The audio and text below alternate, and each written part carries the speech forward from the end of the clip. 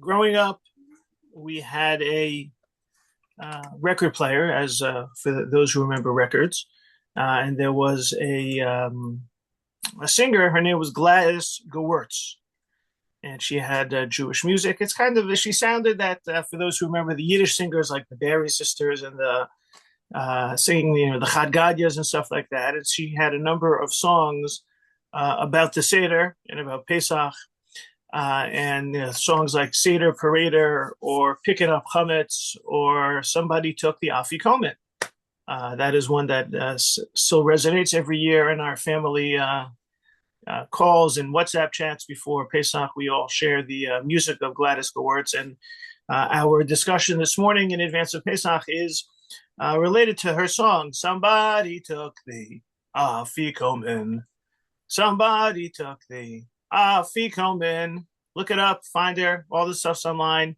But I want to talk about the Afikoman because there's a lot of custom significance, meaning, message, which is very much emblematic of what the Seder night is all about in its totality. So we're going to look at the last taste of freedom, unlocking the meaning, mystery, and message of the Afikoman. And we're going to start with the mention of the Afikoman in the Mishnah. Ve'ein maftirin achar haPesach Afikoman. What they may not conclude with an Afikoman after the Pesach, which is the literal translation. We usually popularly say that this means no eating after the Afikoman. Afikoman is the last stop. But literally, it's you don't conclude with an Afikoman after the Pesach. It's really the Pesach's the last thing that we eat. Now, the language of the Mishnah, maftirin, sounds like maftir, sounds like haftorah. And the maftir is the extra conclusion that we have after the Torah reading. So the same thing is true here. You're not going to have an extra afikoman after the Pesach. Carbon Pesach is the last thing that we eat. But this pivoted and transitioned into the afikoman terminology being applied to the carbon Pesach because it's the last thing that we eat. And then subsequently, once there is no Paschal lamb anymore, then it turned into the piece of matzah, as we will see. Professor Saul Lieberman very famously commented about this Mishnah. The rabbis were familiar with Greek customs and their banquet manners, that when the festivities would reach their peak, they would burst into others' homes to force them to join them in the continuing party. And they called this the Epikomazein. The Epikomazein. The Mishnah warns that one does not conclude the Passover meal with an afikoman, epikomazein, and this is the interpretation of the Babylonian Eretz Yisraeli Talmud. Right, so the rabbis are saying the carbon Pesach is the last part of the Seder, and we don't have an epikomazein. We don't have an afikoman, and that's where the Mishnah is going. The Talmud has a whole discussion subsequently about benching and about finishing the carbon Pesach in someone else's house, and if you move during the meal, when you say the Birkat HaMazon, the grace after meals. But here you have this afikoman. So that's where it started.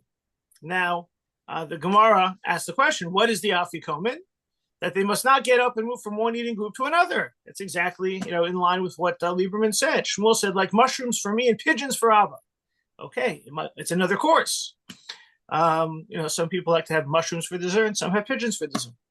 Chanina ben Shila and Rabbi Yochanan said dates, parched grains, and nuts. So here we have the, what originally was something else after the Seder is because of that practice of it being some sort of coda afterwards, turns into dessert, and makes you wonder, what kind of dessert they may have had if they weren't eating the matzah. Maybe the parched grains and nuts or who knows what. But in any event, this afikoman has morphed from Seder postscript, to this dessert, as we call it. And as we will see in source number 4, it turns into the matzah, right? As the Rokeach mentions that there is the custom of take one matzah and break it into 2 pieces. Since the practice of poor person is to eat a piece and place another, keeping with the verse, their kneading bowls racked and close upon their shoulders. You're going to take the matzah and hold on to it for later. And this practice over the generations turns into what we are familiar with in source number 5 from the Shulchan Aruch.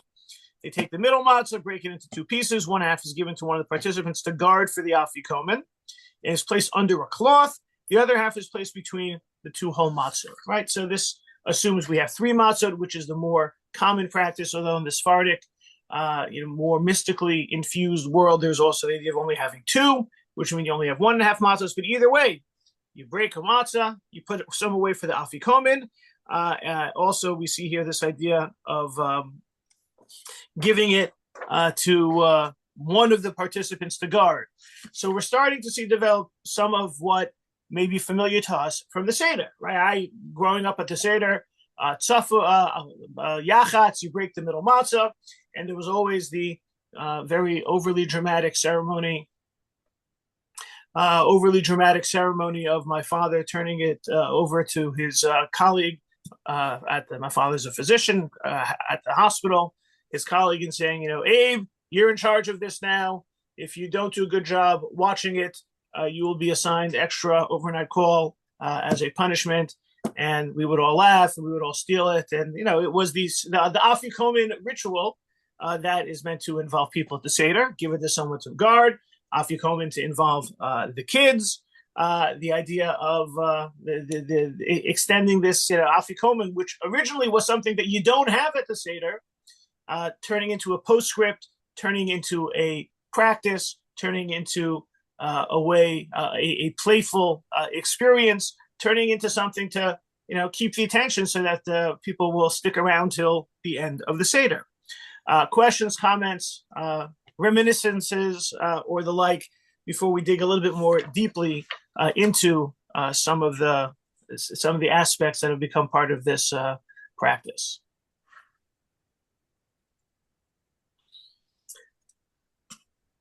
So the Shulchan Aruch is actually a very good springboard, because it talks about one half is given to one of the participants to guard for the Afikoman. So you're giving it to someone and it's being guarded, which starts guarded from who, guarded for what, who's doing it, and this launches the whole idea. Is it being taken? On the one, it has to be guarded. It's guarded from being taken, and this starts off the very popular difference of practice. In your seders is the Afikoman hidden, stolen, found, all, none. How does it work, right? Our family, it was stolen. Some places it's hidden and then found. And so all of this seems to emerge from the discussion of the Afikoman being passed on to someone else and then guarded. Rav Moshe Sternbuch, right, the head of the Eda HaCharedis in Israel, formerly rabbi in South Africa, recently this past year turned 100. We reference him often. He mentions that he had a tradition from Reb Chaim of Bris about hiding the Afikoman. Why? She'ikar Afikoman hu zeicher lePesach. The Afikoman commemorates the Pesach sacrifice. It had to be hidden. It had to be kept away from prying secular eyes. It's holy. It's a holy object. It can't be just out there on display. It requires focus, intention, and safekeeping. So it makes sense to hide it, similar to the Karban Pesach. Makes sense, as the Shulchan Aruch says, to guard it. The same idea. And he found other things that he is quoting.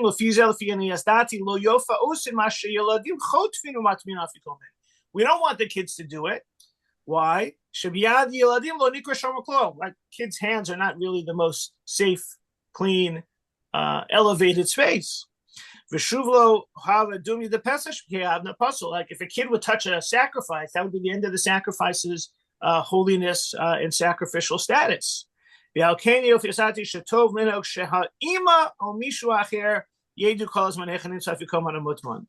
thinks that you got to give it to somebody responsible. Who's the responsible one at the Seder?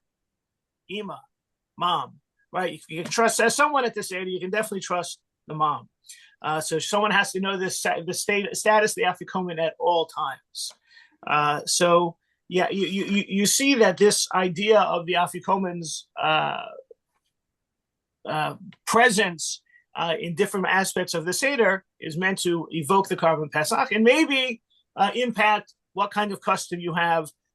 Based on this, Rav Sternbuch, my family practice would be out of order. Kids are getting a hold of it. Who knows what's happening to it, etc. So that's the so far the preference for hiding and holding as opposed to stealing or having it found by the kids. Now, this idea of stealing, where do we have, or this idea of someone taking the Afikoman does have a textual origin in Psachim 109a, source number 6. It was taught that Rabbi Eliezer says one grabs the matzos on the night of Passover. Chotvin. One should eat them very quickly on account of the children, so that due to the hasty consumption of the meal, they will not sleep, but will acquire to the meaning of this unusual practice. Right? So there is this kind of grab the matzah off the table, and this is still found in some of the classic Seder instructions in the Haggadah that we have. Right? We see in different times. Lift up the wine, cover the matzah. Put down the wine, uncover the matzah. Hold the plate. Remove the Seder plate. Right, that's really one of the first instructions as we get the Magid section underway for recounting the Seder. You'll notice in the Haggadah it says, remove the Seder plate. I'm not sure everybody does this, but all of the things that are done differently, and there's certainly some unique Seder customs that develop to make things differently, to make things engaging for the Seder participants, in particular the children. So grab the matzah. Maybe this turns into the kids grabbing the matzah. This is even mentioned in the 16th century as an extension of involving the children, right? The kol shinuyim sheyuchal lasos, any types of changes that can be done so that the children ask, you should do them. Umeshubachu, these are praiseworthy. Kagon lachtof ma shebiyado, magam sheyilkechu v'yignevu afikomen. Right, even that they should steal the Afikoman. God loves this. God loves seeing the kids involved in the Seder. So you see, some feel that it's not a good moral lesson. Stealing, hiding, bargaining, negotiating. What's the best gift they can get out of it? In any event, we do see that there's this the idea of the children grabbing hold of it, and this is considered a noble, worthwhile endeavor. Maybe even something that is very holy. So, Afikoman. Don't have an Afikoman becomes we have an Afikoman and we eat an Afikoman, and the Afikoman becomes something to keep the Seder moving, tying the end to the beginning, involving and encouraging participation throughout. Now, growing up, and I would imagine, you've seen a version of this in your own Seder experiences as well, right? Sometimes there has to be a negotiation for the return of the Afikoman, and sometimes if the bargaining and the handling gets heated, you can pull out this Ramah, that source number 8, that if the Afikoman is lost, you can eat an hour's worth of another garden matzah. You don't have to eat the Afikoman; it kind of loses its value if you don't have to get that same Afikoman back. It's kind of like, if you raise the price too high, you lose your bargaining power, because ultimately you can bring back another Afikoman in. You could just eat any matzah. So on some level, it would seem the Afikoman does not have any type of intrinsic significance. However, since the whole Seder experience is so infused with symbolism and meaning and the like, the idea of the Afikoman being something that piece of matzah is what you want to have at the end becomes something that is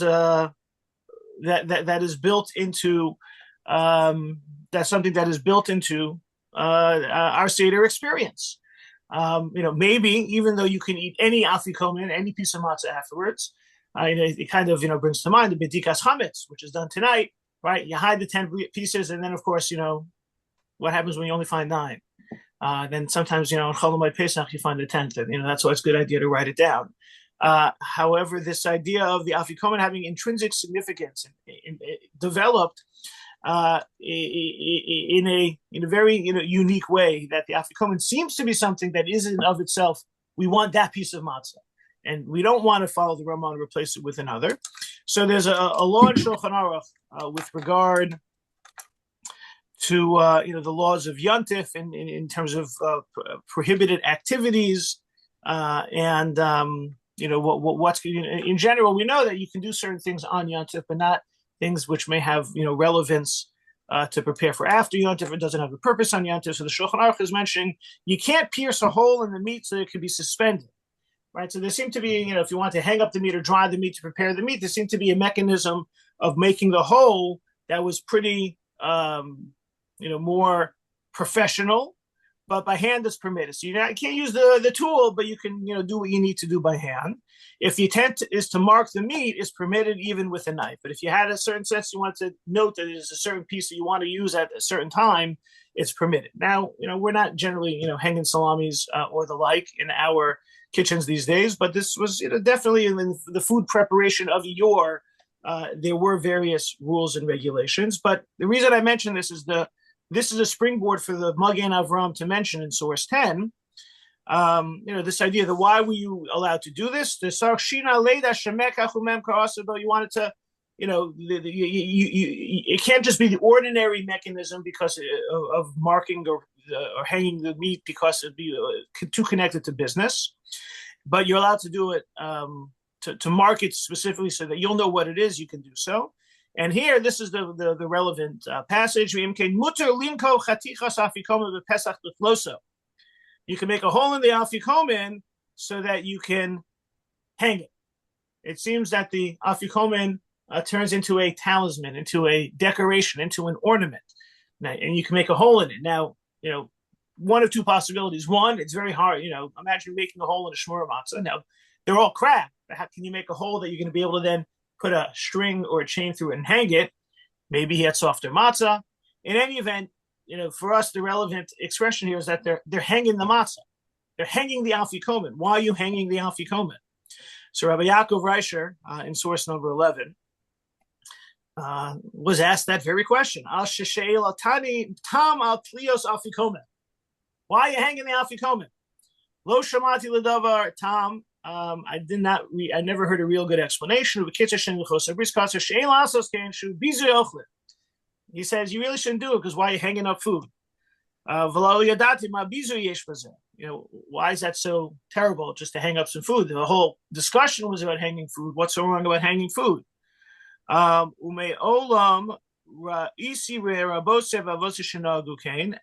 I have seen people do it, and and it was mentioned in the Magen Avram. Rabbi Reisher mentioned source 10. It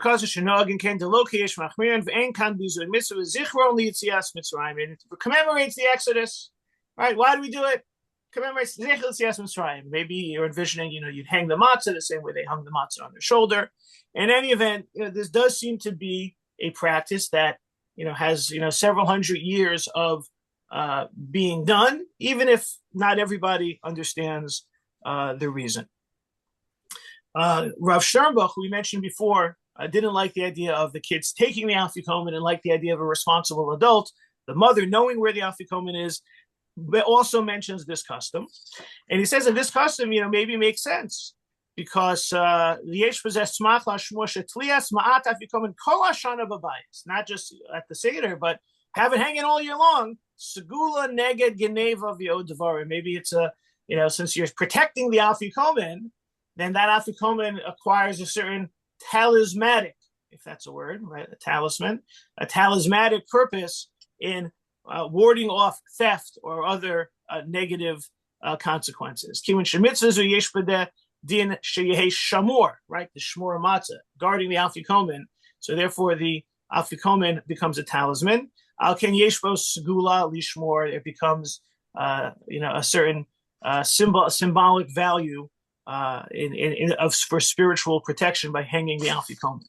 So we've gone from something that's not really part of the Seder to something that becomes an integral part of the flow of the Seder and the engagement of the children at the Seder, to the fact that the Afikoman itself is acquiring, the matzah itself is acquiring a certain holy significance that Rav Sternbuch almost links to the fact that just like the Paschal sacrifice had religious significance, our Afikoman also acquires that same religious significance, should shape potentially how it's treated, who watches it, who doesn't take it, and going so far as to hang it on your door. Okay. And there's such a significance because it's almost parallel to the Korban Pesach, which is sort of considered dessert. Right. Well, and remember that, to me, I keep coming back to the fact that the Afikoman is what we are not supposed to be having after the Pesach. It's kind of interesting how the terminology, the word has gotten much bigger than its britches. Right. It's no longer the thing that you don't have.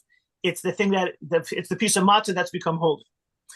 Which again, I think is about is very much in line with the overall meaning in the Seder experience.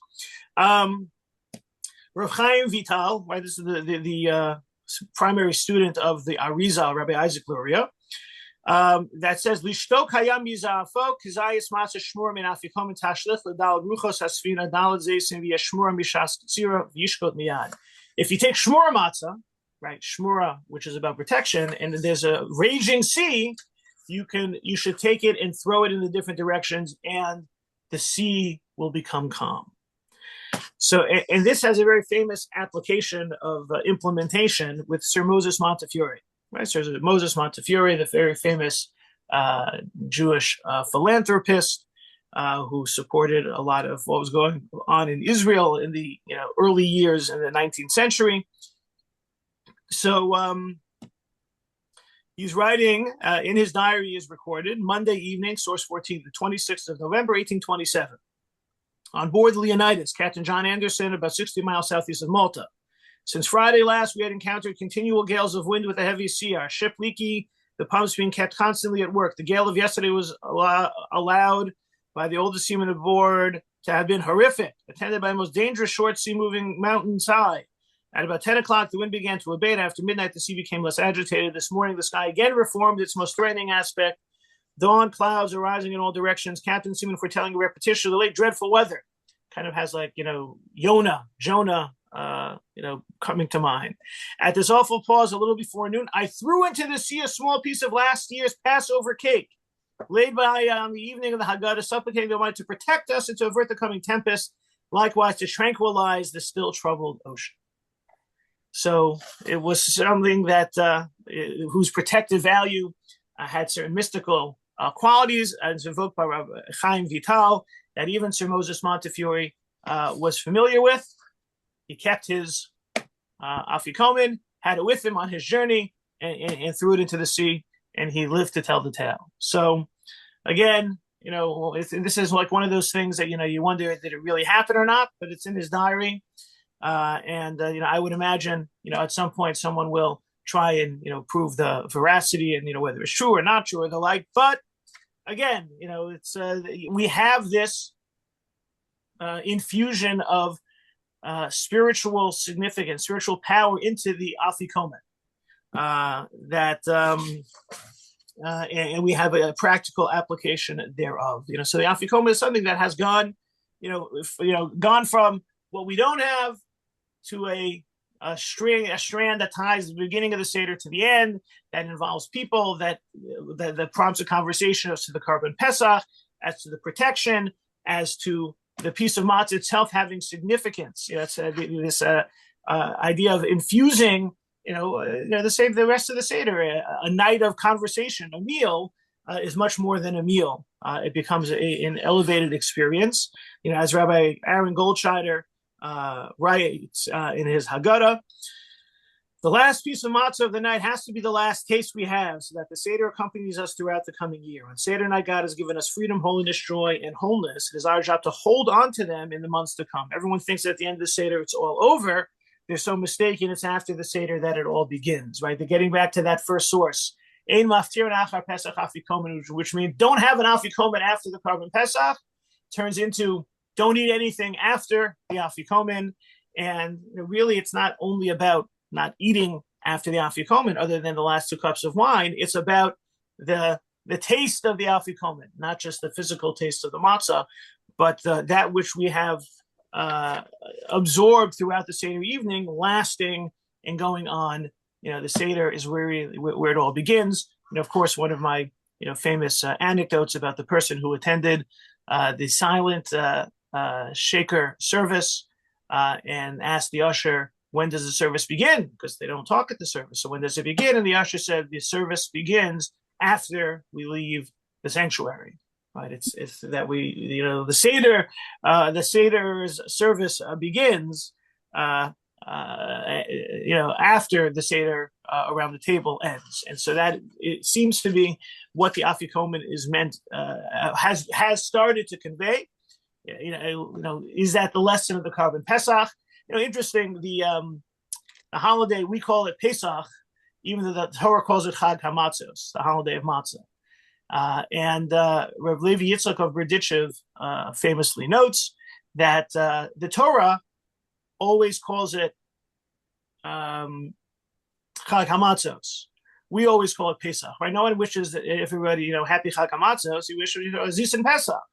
So we call the holiday what God did for us, and God calls the holiday what we do for God, right? God, Pesach, passed over, although what the word Pesach technically means is, also a much deeper idea. But we call it Pesach because that's what God did for us, and God calls it Chag HaMatzos because that's what we do for God. And so in many ways, the Korban Pesach, that Paschal lamb is a reminder of God's involvement in setting us off on our Jewish journeys, and that's something that certainly transcends dates on the calendar.